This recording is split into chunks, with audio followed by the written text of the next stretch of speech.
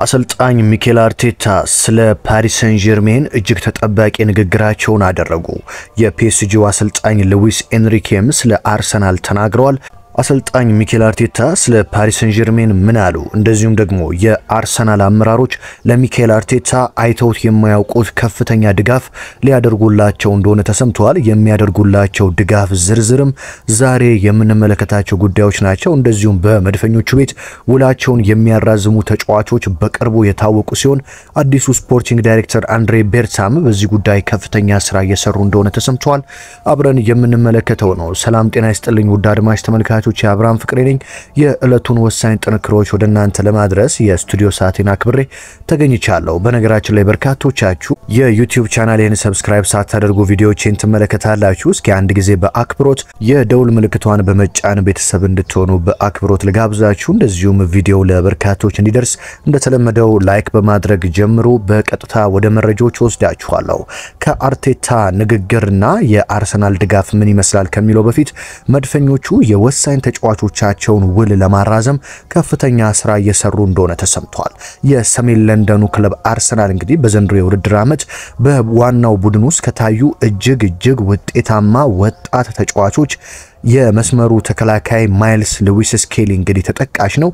ይህ ወጣት ተጫዋች በአርሰናል ደጋፊዎች ዘንድ እጅግ የሚወደድ ወኔው የሚከበር እንደዚሁም በአካዳሚ ደግሞ በማደጉ የአርሰናል ደም ያለውና የሚፋለም በሪያል ማድሪድ በማንቸስተር ሲቲ እንደዚሁም በበርካታ ጨዋታዎች አሁን ላይ ለአሰልጣኝ ሚኬል አርቴታ ተመራጭ ሆነ ለእንግሊዝ ብሔራዊ ቡድን በ18 ዓመቱ መጠራት የቻለና ዘንድሮ ምናልባትም በፕሪሚየር ሊጉ ከታዩ ምርጥ ወጣት ተጫዋቾች ውስጥ አንደኛውና ቀዳሚው ነው ሊባል የሚችለው ይህ የተከላካይ ስፍራ ተጫዋች ሉዊስ ስኬሊ ውሉን ለማራዘም አርሰናል ከጫፍ እንደደረሰ ተሰምቷል። መድፈኞቹ የማይልስ ሉዊስ ስኬሊን ውል ለማራዘም የሚያደርጉት ንግግር ለመጠናቀቅ መቃረቡ ተነግሯል። እንግሊዛዊው የ18 ዓመት የመስመር ተጫዋች ማይልስ ሉዊስ ስኬሊ በአርሰናል አዲስ ኮንትራት መፈረሙ የጊዜ ጉዳይ ብቻ መሆኑም ተዘግቧል። የተጫዋቹ ውል ማራዘም ሂደትም አዲሱ የአርሰናል የክለቡ ስፖርቲንግ ዳይሬክተር አንድሬ ቤርታ እየመሩት እንደሆነ ሲገለጽ በዚህ ሳምንት ወይም በቀጣይ ሳምንት የማይልስ ሉዊስ ስኬሊ የውል ማራዘሚያ ወሬ እንደሚሰማም ተረጋግጧል። እስኪ ወደ አሰልጣኝ ሚኬል አርቴታ እናምራ። እኚህ ስፔናዊው ሚኬል አማርቲያን አርቴታ አርሰናልን እንግዲህ ከምንምነት አንስተው ወደ ታላቅነት መልሰውታል።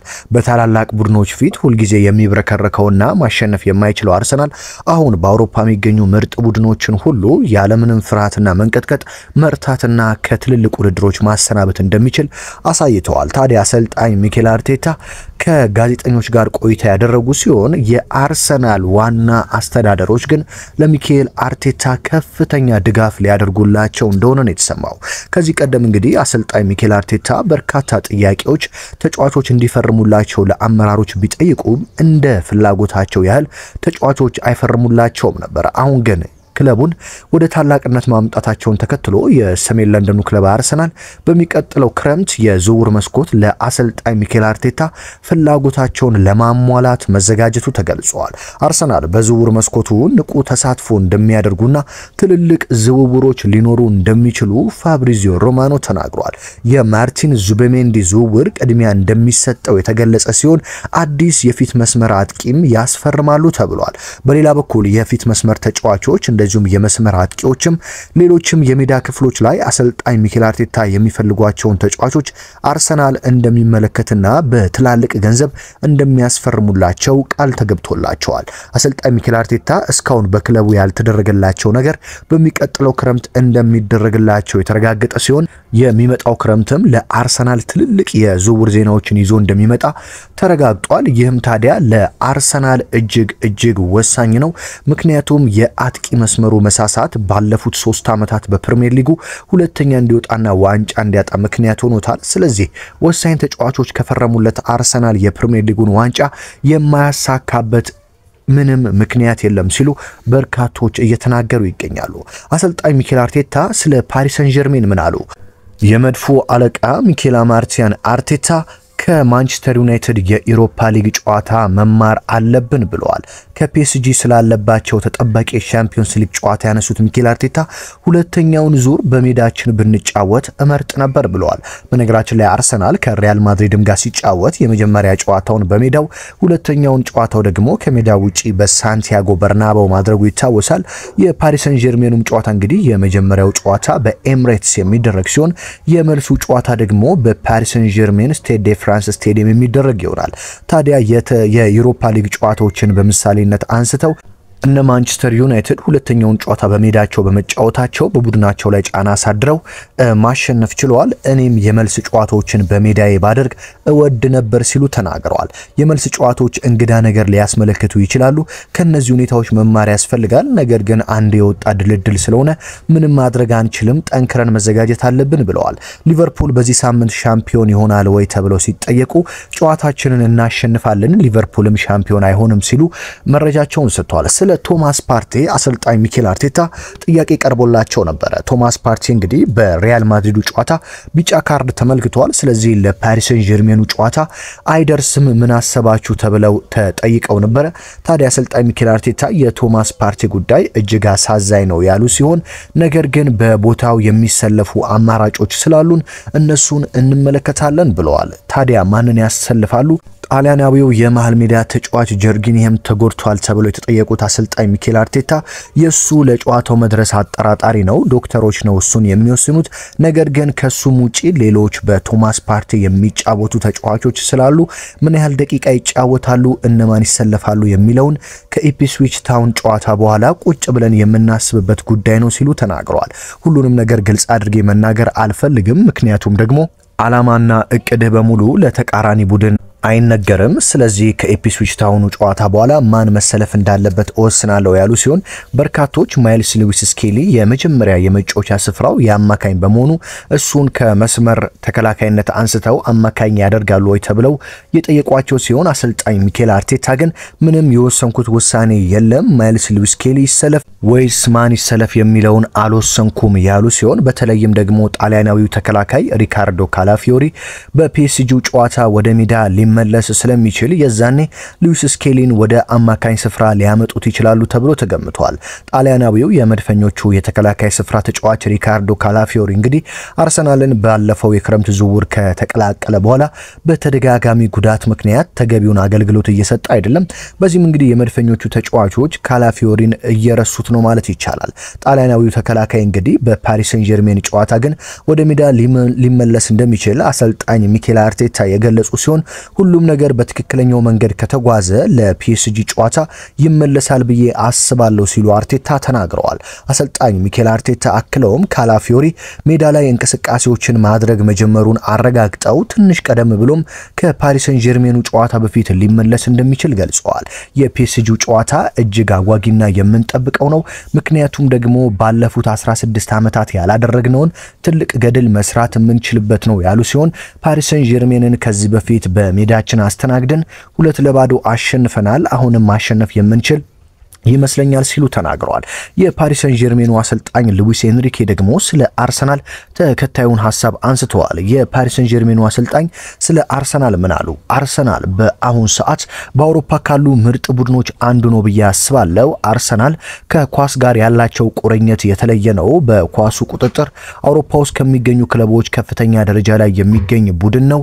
እነሱ ከኳስ ጋርም ሆነ ያለ ኳስ በጣም ጥሩ ቡድን ናቸው ካሉ በኋላ እኔ እርግጠኛ ሆኜ የምናገረው በዚህ ሰዓት ዓለም ላይ ከሚገኙ ክለቦች ያለ ኳስ ተጋጣሚን ከሚፈትኑ ቡድኖች በዓለም ላይ ምርጡ ቡድን አርሰናል ነው ብዬ መናገር እችላለሁ። በተለይም ከኳስ ውጪ ያላቸው አቋም እንዲሁም ብቃታቸው እጅግ ያስደንቀኛል ብለዋል።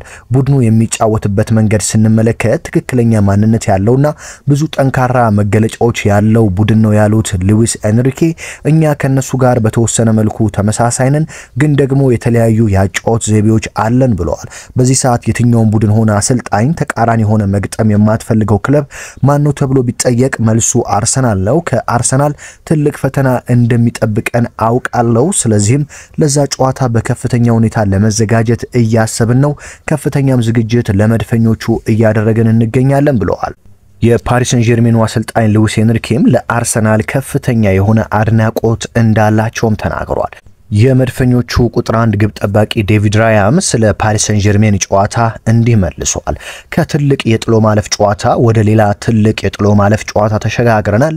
በምድብ ጨዋታ ከፒኤስጂ ጋር በሜዳችን ተገናኝተን ነበር። በሜዳችን እነሱን አሸንፈናቸው ነበር። ነገር ግን ፓሪስ ሰን ጀርሜን በምድብ ጨዋታ ከነበረው አሁን በሁሉም ረገድ የተለየ ቡድን ነው ብዬ አስባለሁ ብለዋል።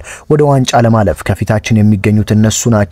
እነሱን አሸንፈን ወደ ፍጻሜ ጨዋታ ማለፍ እንፈልጋለን።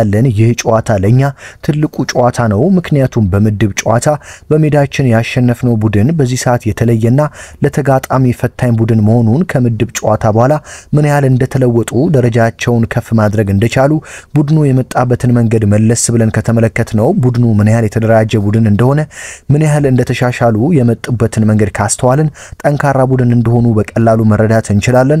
ቡድኑ በዚህ ደረጃ መለወጡ እዚህ መድረስ በመቻላቸው ምስጋና ይገባቸዋል።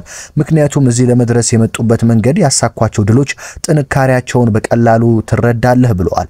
ይህ ጨዋታ ትልቅና ተጠባቂ ጨዋታ ነው። አንዱ ቡድን አንዱን ጥሎ ወደ ፍጻሜ ለማለፍ የሚደረግ ትልቅ ፉክክር የሚታይበት ጨዋታ በመሆኑ እኔን ይህንን ጨዋታ በጉጉት እጠብቃለሁ ብለዋል ዴቪድ ራያ። እኛ ሁሌም ትኩረታችን ከፊታችን ስላለው ጨዋታ ነው። በአሁኑ ሰዓት ሙሉ ትኩረታችን እሁድ በሊጉ ስለምናደርገው የኢፒኤስጂ ጨዋታ ላይ ነው። ሙሉ ትኩረታችን ከኢፒኤስጂ ጨዋታ በኋላ ወደ ፓሪስ ሰን ጀርሜን እናዞራለን።